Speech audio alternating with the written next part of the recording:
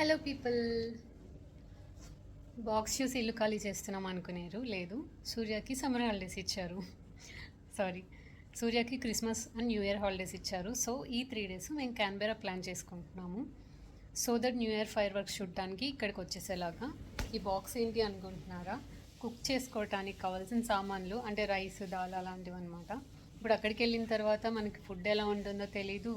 దేశం కానీ దేశం కదా. అదే మన ఇండియాలో అయితే ఏ మూలకి వెళ్ళినా ఫుడ్ ప్రాబ్లం ఉండదు. సో ఇక్కడ ఏం చేస్తున్నామంటే ముందుగానే ప్యాక్ చేసుకొని వెళ్తున్నాము. అండ్ ఇప్పుడు 3 days ఫస్ట్ టైం బయటకు వెళ్తున్నాం కాబట్టి ఎందుకన్నా మంచిదని చెప్పి రైస్ కుక్కరు, రైస్ అండ్ నువ్వుల పొడి ఇలాంటివి ప్యాక్ చేశాను అనమాట. Safe side. అక్కడికి వెళ్ళినాక సిచ్యువేషన్ బట్టి కావాలంటే కుక్ చేసుకోవచ్చు అని. అండ్ ఆ బాక్స్తో పాటు ఒక బ్యాగ్లో లగేజ్ అంతా, అంటే బట్టలు అవన్నీ సర్దేసుకున్నాము. ప్లస్ స్నాక్స్ కూడా కొన్ని పెట్టుకున్నాం అనమాట. Already lunch box ready. ఇప్పుడు సూర్య వస్తే స్టార్ట్ అయిపోవడమే.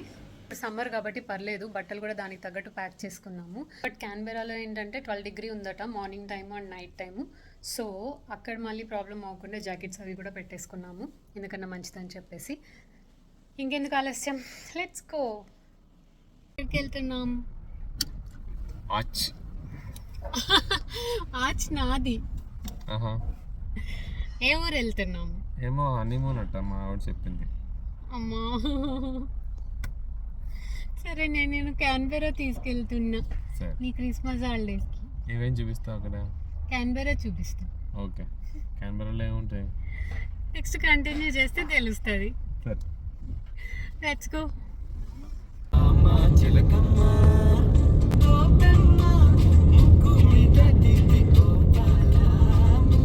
నువ్వు నన్ను డిస్టర్బ్ చేస్తున్నావు అని పోలీసులు ఆపారు అంటున్నారు సూర్య.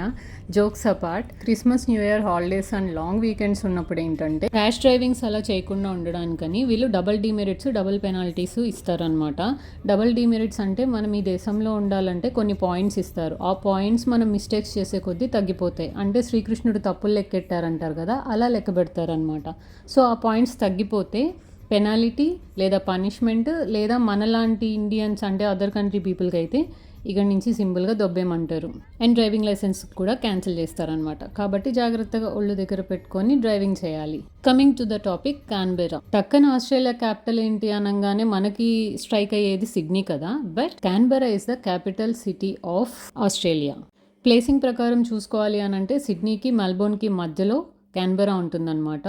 బేసిక్గా మనకు ఒక స్టోరీ చెప్తారు కదా, కోతి కొట్టుకుంటే పిల్లి గెలిచిందని చెప్పి. అలాగే మెల్బోర్న్ అవ్వాలా, సిడ్నీ అవ్వాలా క్యాపిటల్ సిటీ అని దెబ్బలాడుకుంటే అల్టిమేట్గా క్యాన్బెరాని క్యాపిటల్ సిటీ చేశారనమాట. ఆస్ట్రేలియాలో ఉన్న ప్రతి ఒక్క టౌన్ ఏదో ఒక ఓషన్కి కనెక్ట్ అయి ఉంది, అంటే సీ లైన్ అనేది ఉందన్నమాట. బట్ క్యాన్బెరాకి మాత్రం లేదు. నెక్స్ట్ టాపిక్, సిడ్నీ నుంచి క్యాన్బెరాకి ఎలా వెళ్తున్నాము. ఇప్పుడు మనం ఇక్కడ సిడ్నీలో ఉన్నాము. ఇక్కడ నుంచి ఇలా ట్రావెల్ చేసుకొని వస్తే ఇక్కడ క్యాన్బెరా ఉందన్నమాట. మనం చూస్తే కనుక మ్యాప్లో ఇది సిడ్నీ అయితే ఇది మెల్బోర్న్. ఈ రెండింటికి మధ్యలో క్యాన్బెరా ఉంటుంది.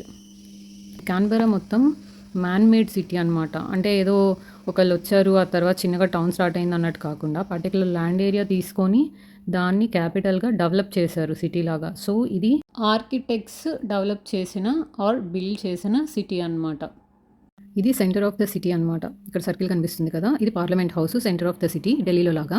అండ్ ఈ సర్కిల్ని బేస్ చేసుకొని చుట్టుపక్కలంతా, ఈవెన్ ఈ లేక్ కూడా మ్యాన్మేడ్ లేకే, ఈ చుట్టుపక్కలంతా సిటీ డెవలప్ అయింది. ఎస్పెషల్లీ ఇక్కడ ఏదైతే ట్రయాంగిల్ కనిపించిందా, సర్కిల్ నుంచి ఉన్న ఆ ట్రయాంగిల్ ఏదైతే ఉందో, ఈ ట్రయాంగిల్లోనే గవర్నమెంట్ ఆఫీసెస్ ఇవన్నీ ఉన్నాయన్నమాట.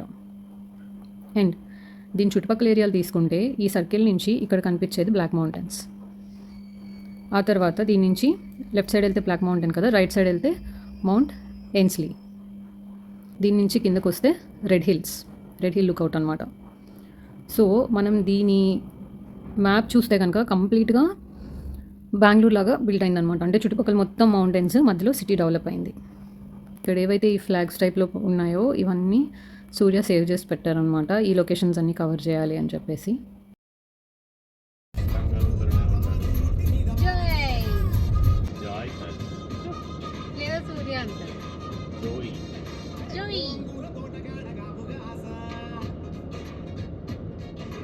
Almost 280 kilometers distance 2 hours journey పట్టిందనమాట. అండ్ దారిలో అయితే బోలెడన్ని కంగారుస్ అండ్ చెప్పలేనంత గ్రీనరీ అనమాట. మొత్తం అడవులే.